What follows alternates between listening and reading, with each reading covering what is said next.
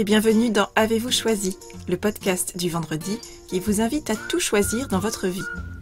Je suis Oriane Savouré-Lucas, céréale choisisseuse de ma vie. J'ai 39 ans, les pieds sur terre, la tête dans les étoiles, et je vous propose d'explorer avec curiosité le vaste et intrigant territoire du choix. J'accompagne les personnes qui le souhaitent à tout choisir dans leur vie pour réenchanter leur quotidien et développer leur impact dans leurs différentes sphères de vie et d'influence. Ce podcast, c'est l'occasion pour moi de partager réflexions, questionnements, lectures, ressources qui m'inspirent pour choisir ma vie. Régulièrement, je vous propose de faire la connaissance d'une personne que je trouve inspirante sur la question du choix. Et je partage avec vous une conversation que j'ai eue avec cette belle personne et son petit supplément d'âme. Une manière de poursuivre votre exploration du territoire du choix à travers la découverte d'un parcours singulier. Aujourd'hui, je vous propose de faire la connaissance de Lucie, une entrepreneure angevine qui, depuis 2012, conseille et accompagne les organisations dans la gestion des compétences et des parcours professionnels. Depuis 2018, elle a ajouté 2 autres activités à son arc. Lucie est accompagnatrice en projet de vie et base son accompagnement sur la pédagogie de la libre motivation. Et elle est également animatrice en créativité. Sa palette d'activités est le reflet de son parcours personnel et professionnel, évolutif et polychrome, à l'image de la vie. J'ai rencontré Lucie au cours d'un atelier de découverte du bullet journal qu'elle a animé il y a quelques mois à la jolie boutique Paillettes à Angers. Le bullet journal, vous connaissez ? C'est un système d'organisation et de gestion de ses priorités et de son temps, inventé par un designer américain qui s'appelle Ryder Carroll il y a quelques années. Cet outil, qui requiert en tout et pour tout un carnet à points et un crayon, offre un vaste espace de liberté et de créativité au service de notre organisation et de notre efficacité. Lors de cet atelier, j'ai passé une soirée conviviale et créative en compagnie d'une dizaine d'autres jeunes femmes. Entre parenthèses, messieurs, pourquoi boudez-vous ces rendez-vous créatifs et si inspirants ? Où, à partir d'une discussion autour de l'outil qu'est le bullet journal, nous avons en fait parlé plus largement de créativité, d'organisation, de choix et de peur de se lancer face à la page blanche. Il y avait un point commun entre les participantes. Nous étions toutes tentées par la pratique du bullet journal, mais toutes un peu interdites devant le vaste champ des possibles offert par ce carnet vierge dans lequel nous avions tout à inventer. Le parallèle entre la pratique du bullet journal et notre rapport à l'hyper-choix dans notre société m'a sauté aux yeux. Pratiquer le bullet journal, c'est faire le choix de son propre système d'organisation. C'est opter pour le sur-mesure et choisir de créer ses propres codes.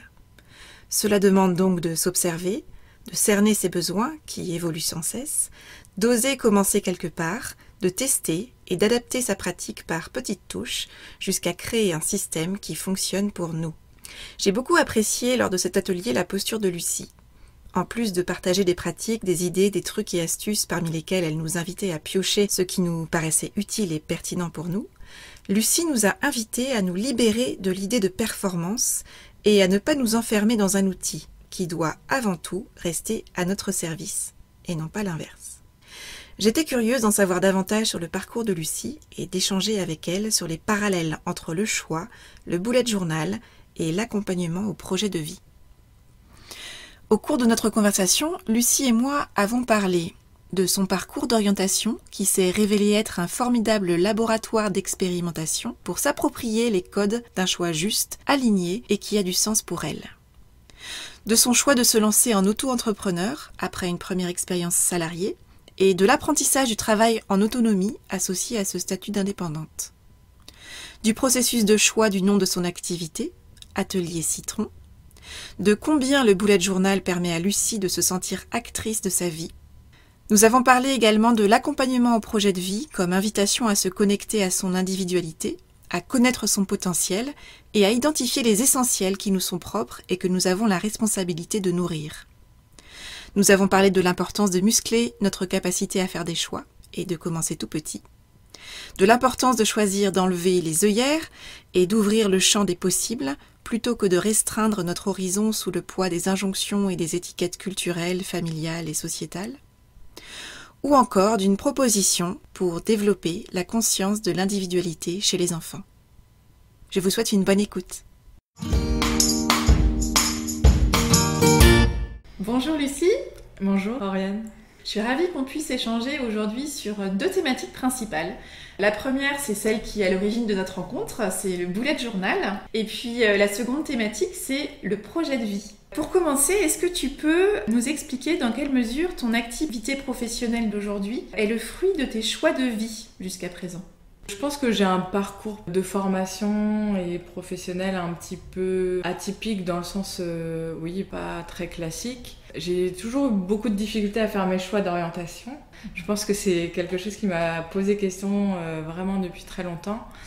Avec la difficulté à faire des choix qui soient guidés par autre chose que ce qui fait sens pour moi. En fait. J'ai besoin que les critères, ce soient les miens, donc que ça fasse sens pour moi et pas pour un critère qui est extérieur, qui soit bien pour la société ou soit bien pour une personne qui va, qui va me dire bah, moi je fais mes choix en fonction, je sais pas, du salaire qui est gagné.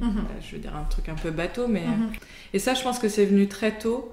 Parce qu'il a été question, quand j'étais au primaire, d'un choix de collège. Il y avait 2 choix de collège. On m'a demandé quelle était ma préférence. J'ai indiqué ma préférence et elle n'a pas été écoutée. Et du coup, je pense que c'est quelque chose qui a vraiment été marquant dans mon parcours. Je comprends pourquoi ça n'a pas été suivi. Pour autant, je pense que pour la suite, quand j'ai vraiment peut-être un peu plus eu mon mot à dire, j'ai voulu faire entendre mon choix. En tout cas, jusqu'à quand on est dépendant de ses parents pour faire ses choix. Après, c'était le choix de l'orientation au lycée. La conseillère d'orientation, même autour de moi, on conseillait la filière scientifique et j'en voulais pas. J'étais pas à côté du système, mais à chaque fois... Et il a fallu, même à la sortie du lycée, j'avais un bon niveau scolaire, on m'indiquait que les classes préparatoires étaient sûrement ce qui allait me mener vers un avenir le plus radieux. Et sauf que moi, j'avais envie de fac d'histoire, fac de psycho, j'ai fait une fac de droit. Et en master, pareil, j'ai fait le choix d'un master 2 anthropologie et droit. Donc qui clairement est pas très prometteur en termes de en termes de fameux débouchés. C'est ça. Mais je regrette absolument pas ces choix-là. Donc finalement, très tôt, tu as réussi à faire des choix de cœur, en fait. C'est-à-dire qu'il fallait que les choix d'orientation, dans un premier temps, aient du sens pour toi. C'était pas juste réagir par rapport à ce qu'on doit faire et ce qui est bien de faire selon une tierce personne, mais vraiment, il fallait qu'il y ait une certaine résonance. Et tu as su très tôt aussi exprimer ces choix-là qui, pour toi, étaient importants.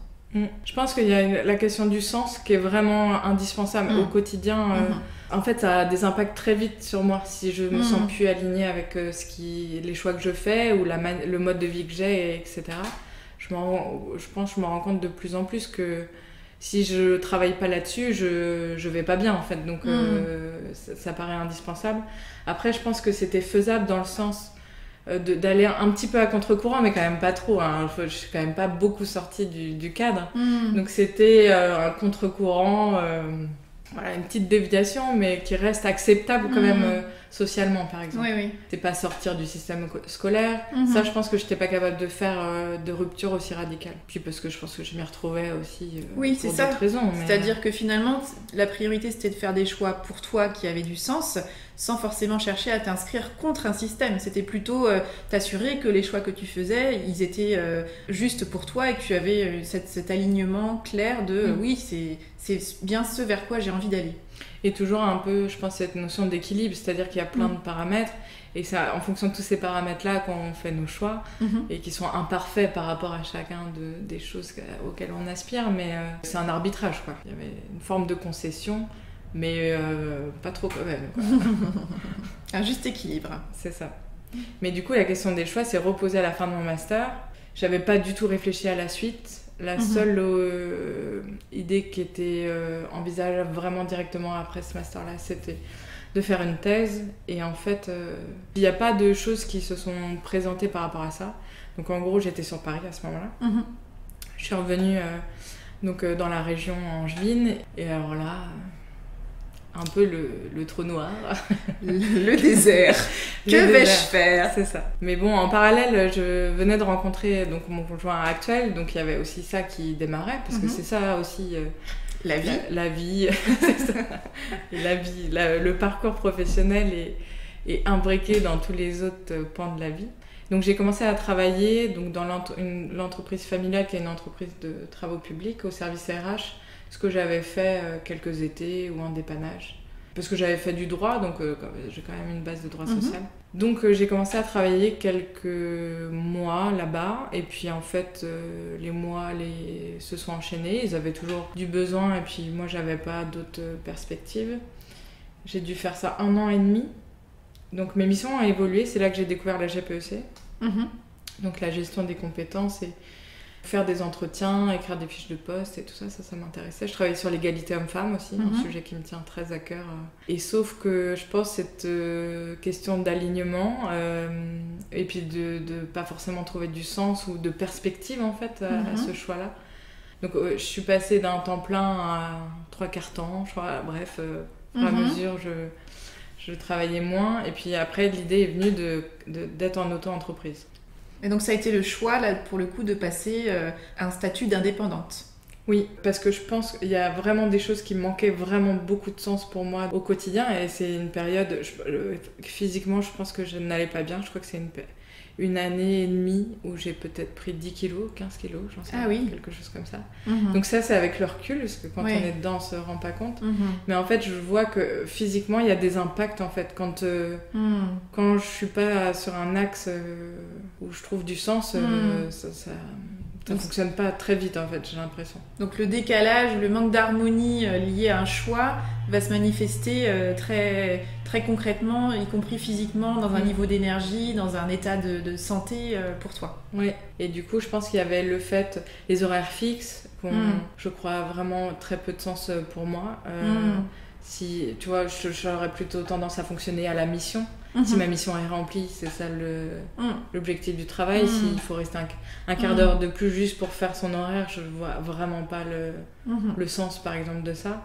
La relation hiérarchique aussi est pas simple pour moi. Ça, c'était compliqué. J'ai vraiment plus un rapport d'égal à égal. Donc finalement, très tôt dans ta carrière, tu as pressenti que le statut indépendant, en termes de cadre d'évolution professionnelle, te correspondrait davantage et te permettrait d'être davantage aligné avec des choix de vie. Après, je dirais que sur le moment, clairement, c'était un test et c'était pas du tout aussi clair pour...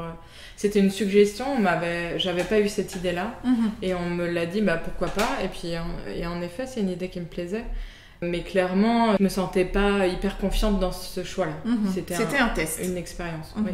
Et d'ailleurs, travailler en autonomie, moi, naturellement, je suis très peu organisée, ou je travaillais vraiment au dernier moment, des choses comme ça. C'était un peu ma spécialité. Donc, le travail en autonomie a été aussi un long apprentissage de la vie d'indépendant. Ton identité de marque s'appelle Atelier Citron. Comment est-ce que tu as choisi ce nom et pourquoi ? Donc ça, Atelier Citron, il a commencé donc, en 2018, septembre 2018. Et jusque-là, j'avais pas choisi d'avoir un nom. C'était mon nom, en fait, que j'utilisais. Et sauf que là, j'ai ressenti le besoin d'avoir un nom extérieur à moi. Parce qu'en fait, je trouve qu'en tant qu'indépendant, c'est intéressant dans le sens où on peut prendre un peu de distance aussi par rapport à cette partie professionnelle. Et en ça, d'avoir un nom distinct, ça aide. Et j'avais pas envie d'un nom qui reflète ce que je fais comme activité. Déjà parce que mes activités sont variées et qu'elles sont changeantes. Le septembre dernier, c'était un nouveau départ, donc je sais pas exactement quelle forme ça aura dans 3-4 ans, donc je voulais quelque chose aussi de pérenne. Et je voulais pas quelque chose de très rigide, un peu strict. Dans les RH, il peut y avoir des choses très institutionnelles, presque, très froid. Oui, un peu, voilà. Je voulais pas ça, je voulais quelque chose qui me ressemble, en fait, qui donne une idée de comment je pratique les choses. L'idée d'atelier, c'est... vraiment l'idée de la créativité, de faire l'expérience de choses en co-construction. Je suis pas là pour donner des méthodes ou des façons de faire toutes prêtes et appliquer, vous verrez, le bonheur est au bout de la méthode. Non, c'est plutôt vraiment donner des outils et faire vivre des expériences. Moi, j'ai vraiment ce fil rouge qui est apparu là, au fil des mois. J'ai l'intention que chaque activité que j'ai, ce soit pour faire vivre une expérience à quelqu'un qui lui apporte quelque chose. C'est ça mon... Et après, charge aussi à la personne de voir ce qu'elle retire de cette expérience et ce qu'elle souhaite en conserver et avec quoi elle veut repartir. C'est ça. D'accord. Parce que déjà, moi, mes outils, ils sont pas ils peuvent ne pas correspondre à tout le monde. Bien sûr. Ils sont en évolution constante, donc je les enrichis. Donc bien sûr que la version d'aujourd'hui, elle n'est pas optimale, c'est pas le maximum des outils qui peuvent être intéressants. Et puis ça reste, pour moi, les outils, les méthodes, ça fait la médiation. En fait, ça aide à découvrir des choses, à vivre des choses, à expérimenter, à apprendre. Mais c'est pas une fin en soi, en fait. C'est juste un moyen de vivre une expérience, quoi. Et d'en apprendre quelque chose. Donc ça, c'est atelier.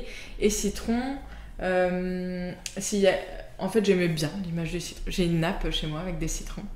J'aimais beaucoup l'image du citron. Il y a un côté de vitalité, je trouve, que j'aime bien. Et il y avait l'image, en fait, donc ça, c'est vraiment plus la partie autour du projet de vie. L'idée que, en fait, comme si on était tous des citrons, nous, à la base. Voilà, des petits citrons qui naissent. Et le citron, la particularité, je trouve, en cuisine, c'est que c'est pas facile à cuisiner. Tout le monde aime pas ça de la même façon. Et je trouve qu'il y a une certaine subtilité à avoir dans la façon de le cuisiner pour que ce soit bon. J'ai déjà raté une tarte au citron parce qu'il y avait trop de zeste de citron et vraiment, c'était pas très mangeable. Pas très agréable. Non, c'est ça. Et il y a des personnes qui vont pas du tout aimer ce goût-là, d'autres ou à très petite touche, d'autres qui voilà, il y a je trouve le citron, voilà, c'est un petit peu ce et donc le parallèle que je faisais, c'est que on est tous des citrons, il faut qu'on apprenne à se cuisiner nous-mêmes, en fait. Faut qu'on à trouver le juste dosage. C'est ça, et puis le juste équilibre par rapport à qui on est, je sais pas quelle nature de citron on est, c'est un apprentissage, en fait. C'est un peu voilà, l'idée du développement personnel, dans le sens d'apprendre à se connaître pour peut-être mieux se sentir dans sa vie, en fait. Et peut-être mieux réussir à faire des choix qui soient plus alignés ou qui nous correspondent mieux, quoi. Puis voilà, finalement, je peux y mettre un peu ce que je veux dedans. Oui, ça reste très libre, ça reste un écrin assez mouvant et mobile, avec plein de possibilités, de pistes de développement aussi. Il y a une petite touche d'originalité quand je peux la donner, donc c'est quelque chose à assumer dans certains contextes où c'est pas toujours la norme, on va dire. Dans d'autres, au contraire, la créativité, clairement, ça fonctionne bien. Le monde de l'entreprise, voilà, c'est aussi une posture, mais c'est aussi ma façon de travailler qui est aussi à assumer. Je peux pas me cacher derrière une carte de visite qui me ressemblerait pas, quoi. Ça. Oui, c'est ça. T'affirmes ton identité tout en t'autorisant à y inscrire un espace de liberté, de créativité pour toi aussi en termes d'activité. Et puis charge aussi aux autres de voir comment ils réagissent face à cette identité-là. Donc, ça peut être à travers un questionnement, parce que j'imagine que forcément ça crée la curiosité. Tiens, pourquoi atelier citron, qu'est-ce que c'est, etc. Et puis comme tu dis, d'autres personnes qui vont pouvoir très vite se dire c'est pour moi ou c'est pas pour moi. J'imagine qu'il y a ça aussi. Oui, c'est ça. Et qu'en fait, et puis de toute façon, au-delà, la communication c'est important, mais c'est pas tout, en fait. Moi, à un moment, quand je travaillais là-dessus, je mettais tellement d'enjeux que c'était vraiment bloquant, en fait. Et c'est aussi se détacher en se disant, bon, c'est une base, mais en fait, les gens, c'est moi qui rencontre. Et je m'appelle Lucie ou Atelier Citron, ça sera secondaire à un moment. Si la relation se passe bien et que ce que je propose, ça correspond aux besoins de la personne ou de la structure. Ça reste un élément de prise de contact et tout ça, donc avec les enjeux qu'il y a autour de ça, mais c'est pas la base, en fait. Mais ça, quand on n'est pas très confortable avec sa posture professionnelle, ce qu'on veut proposer, on peut se perdre dans faut que la com, il y a trop d'enjeux des fois. En tout cas, moi, je l'ai vécu comme ça. Et puis on attend que tout soit parfait parfois pour vraiment pour diffuser. Alors que non, parce qu'en fait ça va changer. Surtout quand on est sur une entreprise, une auto-entreprise où c'est tellement lié à nos changements individuels que ça va changer, en fait. Donc l'enjeu, c'est surtout de commencer quelque part. Voilà. Commencer et puis pas avoir peur que ce soit pas idéal et se dire que c'est pas le principal. Alors justement, on s'est rencontrés, nous, dans le cadre d'un atelier de découverte du bullet journal que tu as animé donc à la boutique Paillettes à Angers. Est-ce que tu peux déjà nous expliquer brièvement ce qu'est le bullet journal ? Parce qu'on en entend beaucoup parler, mais c'est pas forcément encore connu de tous. L'idée du bullet journal, donc ça a été inventé par Ryder Carroll, J'essaye de le dire à chaque fois que j'en parle, parce que quand même, faut rendre... Voilà. Hein. Rendons à Ryder ce qui appartient à Ryder. Donc c'est un designer américain. Oui, graphiste ou designer, ouais. Et donc ça, c'est un carnet vierge dans lequel en fait on va construire un agenda. On va donc y inscrire donc les mois, l'année, les jours. Ça va regrouper aussi des listes de choses à faire ou des listes d'informations qu'on veut conserver, ce qui est appelé les collections. Et certains y associent des trackers d'habitude. Donc l'idée, ça peut être au quotidien d'avoir un suivi d'une pratique pour, par exemple, avoir un point de vue sur le mois. Donc c'est ça le truc de base. Moi, ce que j'aime beaucoup avec cet outil-là, c'est qu'on peut en faire des choses très différentes. L'idée de base que je trouve vraiment intéressante, c'est d'avoir un seul outil, un seul carnet dans lequel on va construire à l'intérieur les outils qui nous intéressent, on va y inscrire les informations qui nous intéressent. Il y en a certains qui vont pas mettre leur agenda dedans, qui vont avoir un agenda électronique, parce que pour d'autres raisons c'est pratique, mais ils vont avoir les listes et d'autres informations à l'intérieur. D'autres, ça va être que l'agenda et pas les listes. En fait, on est vraiment libre de faire comme on veut, parce que en gros, c'est un carnet avec des pages vierges, de préférence pointillées et numérotées, pour que la mise en page soit vraiment facile. Parce qu'il y a l'idée en fait qu'on a un index au début du carnet, où on note par exemple une liste de livres à lire. On va inscrire à quelle page j'ai fait cette liste-là dans mon carnet pour pouvoir la retrouver facilement. Parce que les contraintes, c'est un seul carnet et une page après l'autre. Et ça aussi, ça enlève toutes les... Ah non, mais là, j'ai pas laissé assez de pages pour faire, je sais pas, tous les mois de l'année. Et du coup, c'est tous ces petits éléments qui peuvent faire qu'on abandonne vite un outil, en fait. Oui, c'est ça. Alors, en fait, finalement, c'est un outil d'organisation de son temps, de ses priorités, mais qui laisse un grand espace aussi à la fois de créativité, de liberté dans les modalités d'organisation, puisqu'on part d'un outil qui est vierge. Et je pense que, moi j'ai constaté qu'il y a beaucoup de personnes qui sont intéressées en fait par la démarche de se dire je vais pouvoir me construire mon outil qui va être vraiment adapté à moi, à mes habitudes, qui va être un outil unique comme tu disais où je vais plus avoir des millions de post-it à droite à gauche, 3 carnets en fonction du sujet, etc. Donc je pense que la plupart des gens perçoivent l'intérêt de cette approche-là. Mais je constate aussi qu'il y a tout autant de personnes qui sont un peu perdues, voire même un peu apeurées à l'idée de justement devoir créer tout un système par elles-mêmes et de se dire mais je commence par où du coup, comme si tout cet espace de liberté totale en fait de vous faites comme vous voulez, venez mettre les personnes en difficulté ou en tout cas leur procurer une certaine sensation de vertige. Et du coup, ça me donne envie de faire le parallèle avec le choix, parce que souvent, quand on a une multitude de choix devant soi, c'est pas là que c'est le plus facile, où on a le plus de liberté. Tout à fait. Clairement, c'est pas forcément plus facile de décider, de commencer. Et je dirais aussi, en tout cas pour le bullet journal, qu'il y a aussi la dimension que sur les réseaux sociaux, on voit que des choses très esthétiques. Magnifique, voilà. La mise en page est vraiment... Il y a des dessins, des paillettes. C'est ça, ça brille, ça clignote, c'est magnifique. Et là, tout de suite, il y a les petits voyants comparaison, je ne sais pas faire ça, comment je vais m'y prendre. C'est ça. Donc je dirais que je ne m'y mets pas, parce que moi, ce ne sera pas parfait. C'est ça. Et qu'il y a une notion de performance qui arrive tout de suite, en fait. Tout à fait. Et on est bien dans l'idée, et je pense dans les choix, vraiment la métaphore, on peut la faire, c'est qu'il y a l'idée de commencer quelque part, peut-être un petit truc, c'est-à-dire que moi au début, j'ai pas... bon, même aujourd'hui, c'est pas un outil archi élaboré. Au début, j'ai commencé par l'agenda, en fait. Bon, le mois, la semaine.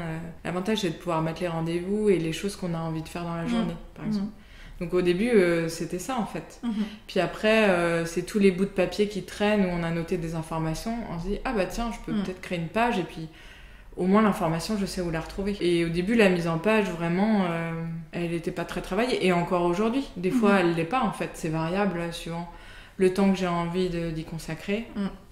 Parce que toi, c'est vraiment un outil du quotidien pour le coup désormais, le bullet journal. Oui, parce que j'ai découvert le bullet journal avec une vidéo de Solange Te Parle, qui est une youtubeuse qui a fait une vidéo là-dessus qui est assez chouette parce qu'elle explique vraiment bien la base en fait, au-delà des fioritures qui peuvent être ajoutées. Elle dit que c'est comme un assistant personnel et ça fait vraiment ça. Moi, ça me vide la tête en fait de choses. Et le fait d'être travailleuse indépendante, c'est pas anodin là-dedans parce que ça demande quand même d'être organisé. Mon emploi du temps est vraiment pas fixe. Et le fait de travailler sur des projets aussi très variés, oui, tu peux vite te disperser. Et là, c'est un outil unique qui t'invite déjà, en termes très pratico-pratiques, d'avoir un seul support et donc de réunir, de recentrer l'ensemble de tes préoccupations et tes sources de réflexion. Et parce que souvent, moi, je sais que j'avais le truc de j'ai quelque chose à faire. Ah, mais je me pose tellement de questions sur... Mais je le fais sur l'ordi, ou sur le carnet, ou sur tel carnet. Ah non, il est pas assez grand. Je pouvais perdre un temps fou à me préoccuper de ça, mais presque comme une excuse pour pas faire les choses. Pour pas t'y mettre, oui. D'accord. Et donc c'était vraiment dans une intention de te simplifier aussi l'organisation au quotidien. Il y a une dimension assez minimaliste des choses. Je pense que de base, j'ai un esprit très... créatif au sens qui peut partir assez vite. C'est ça. Et du coup, je cherche... Et mon travail, c'est ça, je cherche des outils, des méthodes, hein, en fait, parce que moi, dans la vie, j'ai besoin de ça pour m'aider à me mettre un cadre que j'arrive pas à avoir spontanément, en fait. Je pense que c'est ça. Et un cadre au service de tes projets. Et il faut toujours le remettre dans ce cadre, dans ce contexte-là, parce que moi, dès lors que c'est uniquement une contrainte, ça ne marche plus, en fait. J'arrive plus à le faire. J'ai pas assez de volonté pour maintenir une contrainte... suffisamment longtemps. Si je n'ai plus l'utilité, si je vois plus le sens des choses. D'ailleurs, des fois, le bullet, je l'arrête en fait. Il y a des moments, ça me il y a parce que ça a plus de sens à ce moment-là, ou c'est pas jouable. D'accord. Où il y a des semaines, il y a des périodes. J'étais en congé parental pendant 1 an.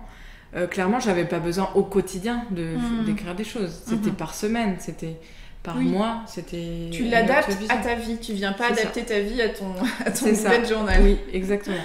Et dès lors que ça part un peu dans cette dérive-là, moi je sais que je me rappelle l'objectif et je me...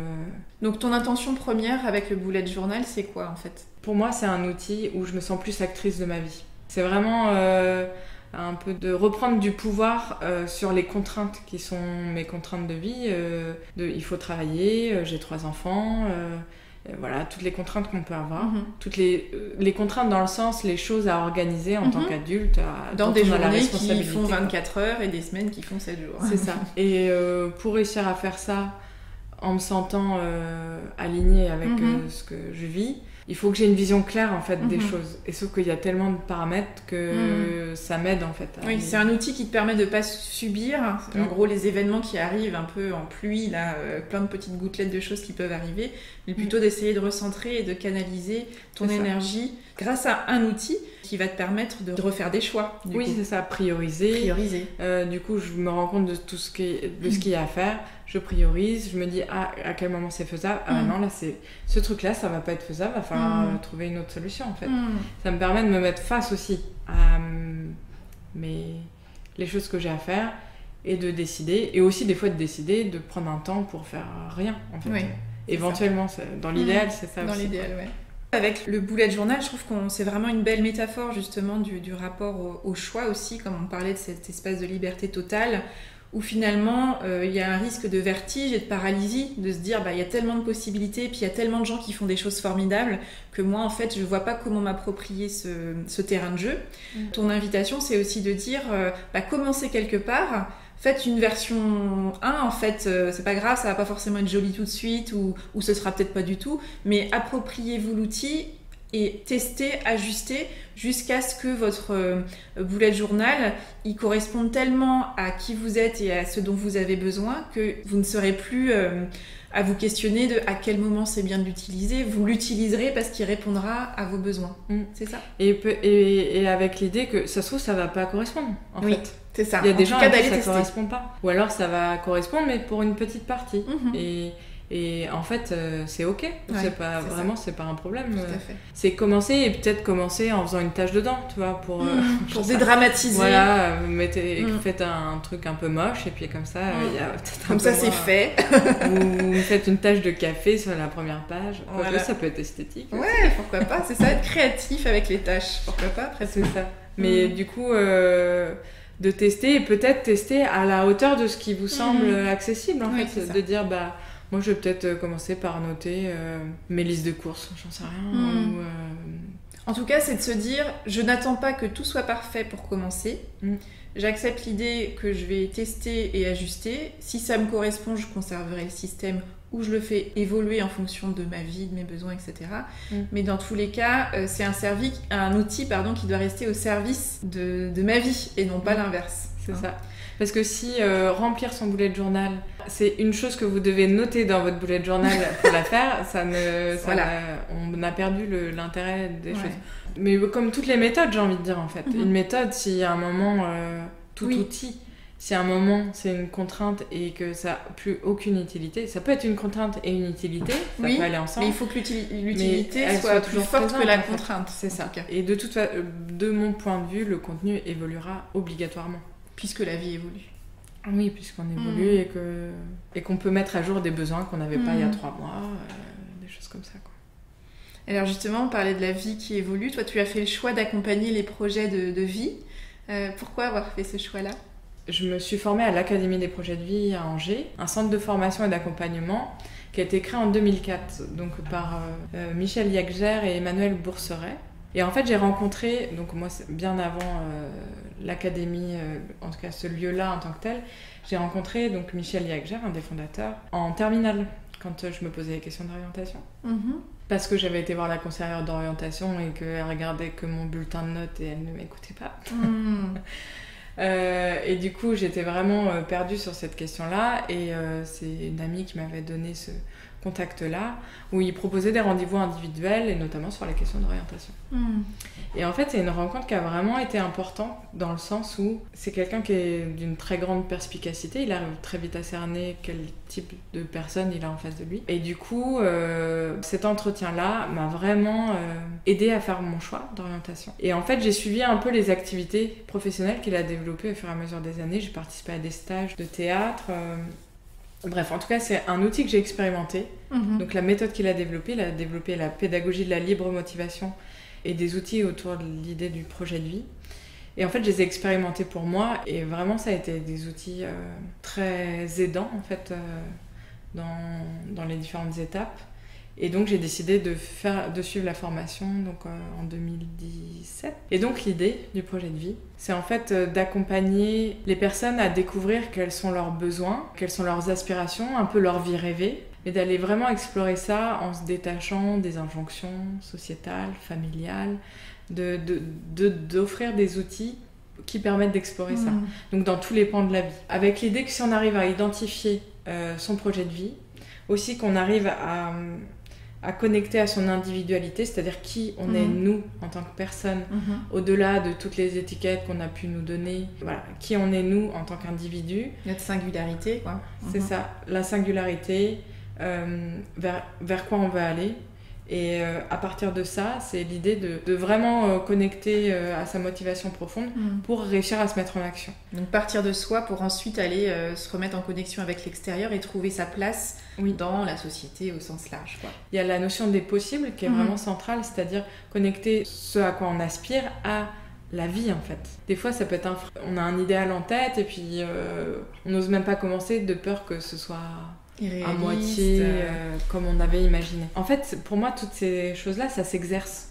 Faut commencer tout petit. Si vraiment ça nous pose vraiment difficulté, c'est comme les choix. Faut commencer tout petit pour, au fur et à mesure, muscler sa capacité à faire des choix et à s'engager en fait dans un projet à la hauteur de nos aspirations et de notre singularité. Justement, pour une personne qui souhaiterait, qui est assez intéressée par cette notion de projet de vie, quels sont les conseils que tu pourrais donner pour amorcer cette réflexion ? Du coup, il y a l'image qui est un bon point de départ. C'est l'image du pot avec les cailloux là.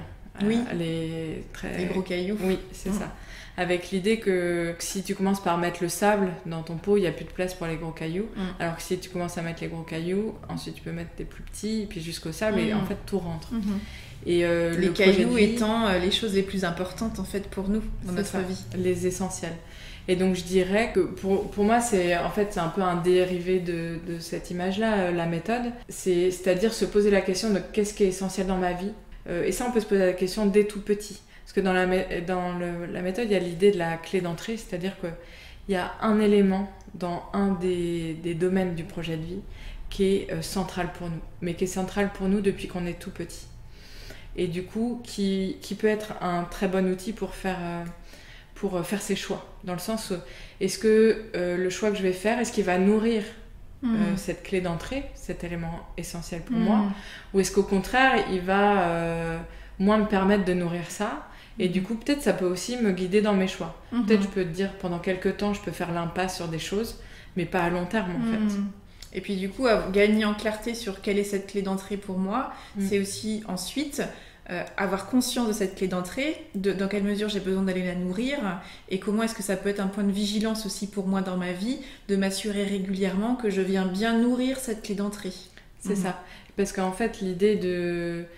Quand on a à faire des choix, l'idée c'est de réactiver son projet de vie. Parce que le projet de vie, c'est pas un idéal à 15 ans, c'est aujourd'hui en fait, comment tu le nourris. Et du coup, est-ce que le choix que je fais, quel est mon projet de vie actuel et où est-ce que j'ai envie de mettre la priorité et mon énergie. C'est ça. Et avec ce qui est faisable aujourd'hui, en fait. Bien sûr. De toujours reconnecter à vraiment aujourd'hui et pas dans 5 ans je ferai ça, c'est sûr, parce que j'aurai vraiment la vie sera merveilleuse. C'est ça. Donc vraiment sortir de ça. Du coup, je fais le lien avec le bullet journal parce qu'il y a l'idée donc des petits pas et peut-être un exercice à proposer une fois qu'on a identifié ces gros cailloux qui peuvent évoluer, mais en gros, il y en a quand même certains qui sont assez constants. Il y a l'idée d'identifier donc par petits pas comment je peux atteindre mon objectif.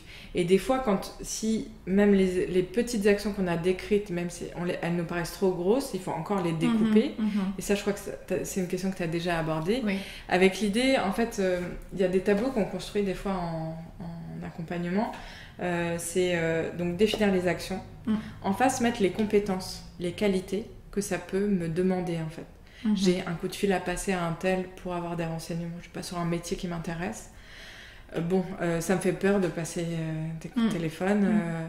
Va falloir que je fasse preuve de courage. Qu'est-ce que j'ai envie de nourrir dans cet entretien-là j'ai envie de, je sais pas, d'être claire, la sociabilité. Alors, comment je peux faire en sorte comment je peux me mettre faire dans les bonnes conditions pour me permettre ça, par exemple. Il y a l'idée de fixer du temps. Donc les actions puis de les caler dans le temps et d'identifier éventuellement des personnes ressources, c'est-à-dire des personnes qui, dans cette étape-là qui me posent des difficultés, peut-être elles peuvent m'aider, soit m'accompagner, ça peut être, des fois ça peut être simplement ça, ou me donner des conseils parce qu'elles ont plus d'expérience sur tel ou tel aspect, ou que ça fait partie de leur personnalité d'être très à l'aise à l'oral, et du coup moi j'ai une intervention orale, peut-être je peux lui demander des petits tips, trucs et astuces. C'est ça. Okay. Et donc ça, c'est quelque chose qu'on peut retrouver dans le bullet journal. C'est-à-dire on peut inscrire ces toutes petites actions et peut-être les retranscrire dans son agenda pour en fait toujours avoir ce rappel de oublie pas les projets qui sont importants pour toi. Ok, il y a les courses, le quotidien et tout. Mais toi, ton rêve, c'est d'écrire un livre. Donc, quelle place tu lui accordes aujourd'hui? Et si tu le laisses de côté, parce que clairement, on peut pas tout faire en même temps, et tu le fais en conscience et du coup... Moi, je sais que plein de fois, ça m'a aidé d'avoir cet outil-là, notamment mon congé parental, parce que j'avais plein de projets, plein d'idées, je venais de finir la formation, j'avais plein de choses. Mais du coup, de me recentrer sur c'est quoi mon projet actuellement, je sais que dans quelques mois, je pourrais investir d'autres choses, faire plus de choses pour mon travail. J'étais plus à l'aise, en fait, dans mon quotidien d'aujourd'hui. Oui, et du coup, tu étais vraiment dans l'ici et maintenant sur... le choix que tu avais fait de prendre un congé parental et donc d'être présente avec tes enfants, avec ta famille au sens large. Et de nourrir ce que j'avais envie de nourrir là-dedans. Voilà. Mais en sachant que je laisse pas de côté des besoins qui sont importants pour moi. Je leur donne une place. Même si elle est minime, il faut qu'ils aient une place. Que ce soit nourri. Oui. Tu parlais de clé d'entrée tout à l'heure. Quel est le conseil que tu donnes pour une personne qui souhaite identifier sa clé d'entrée? Donc, comme je disais tout à l'heure, c'est quelque chose a priori qu'on a depuis tout petit. Donc ça peut être aussi... d'aller questionner les gens qui nous entouraient quand on était petits, les adultes qui étaient là. Peut-être ils peuvent nous délivrer certaines informations de comment on était à cette période-là. Et ça se matérialise comment du coup? C'est une attitude, c'est une qualité, ce qu'on appelle une qualité dans le... Et ça va dépendre en fait. Il y a des personnes pour qui ça va être le lieu d'habitation par exemple. Il y a des personnes pour qui vivre à la montagne, c'est essentiel en fait. C'est la base en fait, c'est la base. Et après tout le reste, ils ont une capacité d'adaptation sur le métier, sur j'en sais rien. Mais si on leur enlève celui de vie, cette montagne, ils seront déracinés, ils seront pas alignés avec l'ensemble des sphères de vie. Alors ça peut être, les indices, ça peut être si la clé d'entrée elle est pas nourrie, c'est que on n'arrive pas à se mettre en marche en fait. Et moi je pense qu'il y a des moments il y avait ça, tu vois, le côté un peu apathique, de pas réussir à faire des choix, de tout repousser, ce truc-là. En fait, c'est des indicateurs, un indice que l'essentiel n'est pas nourri. D'accord. Ok. Donc ça veut dire que c'est encore une nouvelle invitation à aller tester, de mettre un petit peu plus de ci, un petit peu moins de cela, pour voir à quel moment notre énergie justement remonte et en quoi c'est un bon indicateur de oui, a priori, vu le niveau d'énergie que là tu déploies, t'es à la bonne place, t'es dans le bon mouvement. C'est ça. Et avec l'idée, par exemple, si c'est des adultes qui peuvent se dire « Ah mais je sais pas pourquoi jusqu'à 25 ans, je me sentais tellement bien dans ma vie et alors là, paf, il s'est passé je sais pas quoi. » Et depuis ce temps-là, en fait, si je remonte à la source depuis quand je me traîne un peu ce mal-être ou cette fatigue, ce questionnement, ouais, ce côté un peu... moins de motivation en fait, ça peut être un indice en fait. Qu'est-ce qui s'est passé comme changement à ce moment-là? J'ai arrêté de faire du sport. En fait peut-être il y a un élément très important dans cette pratique, la pratique sportive que tu avais, que tu retrouves plus aujourd'hui, et en fait si tu le rajoutais comme ingrédient aujourd'hui dans ton quotidien, ça rallumerait l'ampoule quoi. C'est un peu ça. Oui, en fait cette clé d'entrée c'est vraiment une invitation à aller identifier ses fondamentaux, ce qui fait que on arrive à avoir un socle, une base très solide qui nous stabilise et qui nous donne l'énergie et les ressources suffisantes pour pouvoir aller nous déployer dans les sphères de vie qu'on a envie de mobiliser à tel ou tel moment de notre vie et d'aller honorer les projets qui nous tiennent à cœur. C'est ça. C'est ça. D'ailleurs, moi j'ai toujours rêvé d'avoir une vocation par exemple professionnelle. Il y a des personnes pour qui c'est très clair en fait, puis d'autres pour qui c'est beaucoup moins. Et c'est qu'en fait, il y a aussi une idée qu'on a un peu des œillères pour pouvoir faire ça. Il faut ouvrir les possibles. Donc à un moment, il faut vraiment avoir... Ça dépend de la culture dans laquelle on a évolué, ça dépend des injonctions familiales qui peuvent exister, ou toutes les injonctions qui sont extérieures à nous, qui peuvent exister. Il faut vouloir des enfants, il faut... travailler un travail salarié. Oh non, il faut un travail indépendant, salarié, c'est pas bien. Donc il y a plein de... toute cette culture ambiante qui peut nous mettre les œillères en fait. Et en fait, à un moment, il faut pouvoir les enlever pour pouvoir se dire, bon ok, tout ça, et maintenant, j'expérimente, je teste des choses. Parce que c'est ça, moi c'est ça que j'expérimente là aussi, c'est que pour faire des choix, il faut aussi pas faire des choix. Genre en termes professionnels, moi la question s'est posée et en fait j'arrive pas à choisir une chose qui est assez périmétrée. En fait ça fonctionne pas. Parce que c'est pas toi, voilà, si tu t'y retrouves pas. C'est ça. Et à un moment mon choix c'était de pas faire de choix entre... Mais ça reste un choix en l'occurrence. C'est ça. Et c'est d'autant plus intéressant quand les choix sont, comme tu disais, il y a ce qu'on nous a appris, qu'on a intégré et qu'on n'a pas forcément questionné, mais finalement le choix il redonne du sens et donc de l'énergie, de la dynamique à partir du moment où on s'est dit je me réapproprie par exemple les injonctions ou les croyances qu'on m'a données, et soit je m'en détache, soit je les conserve, mais du coup si je les conserve c'est un choix en conscience, et donc ça prend une toute nouvelle dimension. Et donc là, je me repositionne bien en acteur de mes choix, et je peux aussi choisir du coup de ne pas choisir. C'est ça. Ouais. Et c'est de revenir à sa responsabilité, je trouve. Tout à fait. De faire ça. Et moi, je pense que c'est ça qui est vraiment mon moteur, c'est que puis l'idée de pas faire les choses, peut-être se cacher derrière des excuses pour pas faire des choix. Je sais pas, qui correspondent pas à certaines normes à un moment, mais non, mais c'est pas de ma faute, il faut pas être comme ça ou être comme si. Voilà, de se déresponsabiliser, ça c'est vraiment quelque chose que j'essaie d'éviter au maximum. Donc finalement, c'est s'autoriser à ouvrir le champ des possibles, à aller explorer le territoire des possibles, et puis petit à petit, en testant et en s'assurant qu'on vient bien nourrir ce qui est important pour nous en termes de fondamentaux pour générer les conditions d'énergie suffisantes pour aller explorer qui on est. Tout ça réuni, on va aller vers des choix qui sont justes pour nous. Et on va petit à petit définir un système qui fonctionne pour nous en fonction de qui on est et de ce qu'on a envie de faire.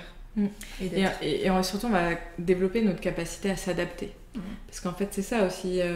Moi, je trouve que... Et le bullet journal, pour moi, ça muscle un peu cette capacité aussi.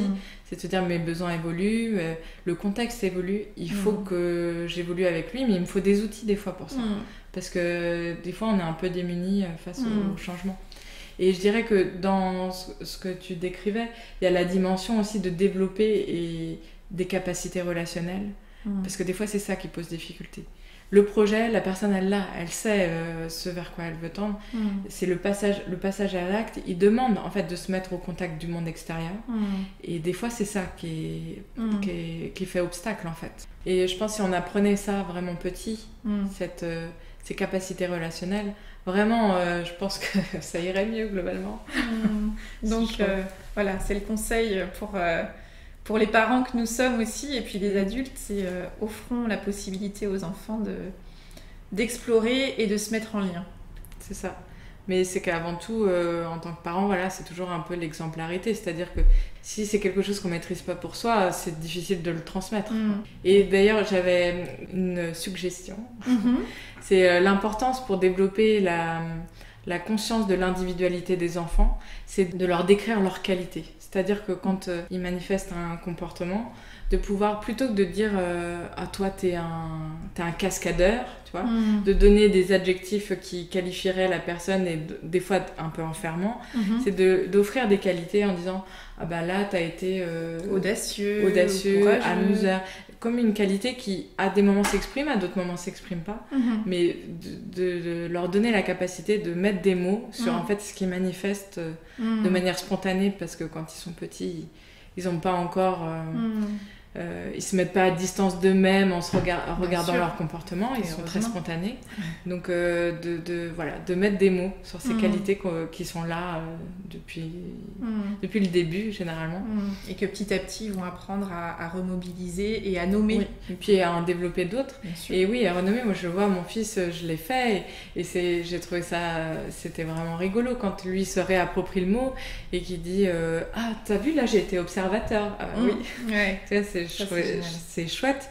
Et en même temps ça nourrit le vocabulaire des qualités, et de dire que les qualités c'est des choses qu'on peut développer, c'est pas des choses on n'a pas un quota de qualité qu'on peut pas bouger. Il y a des choses qu'on peut développer, mais il y a des choses qu'on fait depuis tout petit, qui sont vraiment naturelles, qui font partie de notre nature, et que ça faut le valoriser aussi. Oui, parce qu'en en prenant conscience, on sait aussi derrière outiller les personnes à les remobiliser en conscience et donc avoir une force de frappe qui est même démultipliée. Et des fois même des comportements qui nous paraissent inadaptés, clairement à des contextes, se rouler par terre, j'en sais rien. Non, mais des comportements, parler très fort dans le bus, j'en sais rien. Des choses où on va dire à l'enfant non mais là c'est pas adapté ton comportement.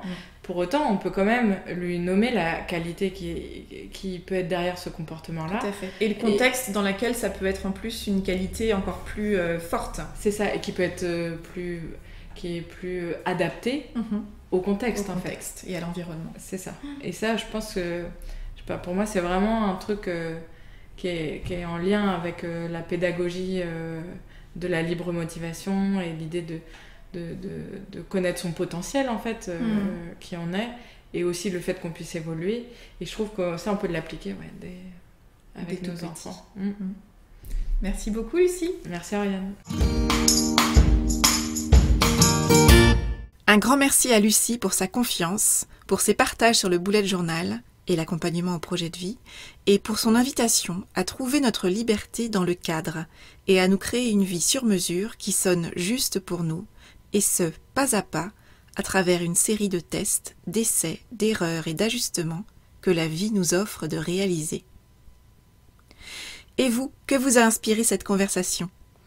Je vous invite à identifier l'idée, la phrase ou le mot peut-être que vous choisissez d'en retenir. Avec quoi de nouveau repartez-vous de cette conversation ? Quel est le petit pas que vous pouvez planifier dans les prochains jours, voire dans les prochaines heures, pour mettre en œuvre dans votre quotidien ce qui vous a inspiré ? Si vous souhaitez en savoir davantage sur Lucie et son travail, direction le site ateliercitron.pro. Voilà, c'est tout pour aujourd'hui. Vous retrouverez cet épisode sur le site orianesavoureluca.com. Si vous aimez ce podcast, je vous invite à le partager auprès de celles et ceux qui vous sont chers et que l'idée de tout choisir dans leur vie pourrait réjouir. Merci également de laisser votre avis enthousiaste sur la page Facebook, le site ou encore une constellation de 5 étoiles sur iTunes. Vous contribuerez ainsi à soutenir ce projet de façon bienveillante et efficace. Je vous souhaite une belle semaine et je vous donne rendez-vous la semaine prochaine pour un nouvel épisode. Et d'ici là, et si vous choisissiez tout ?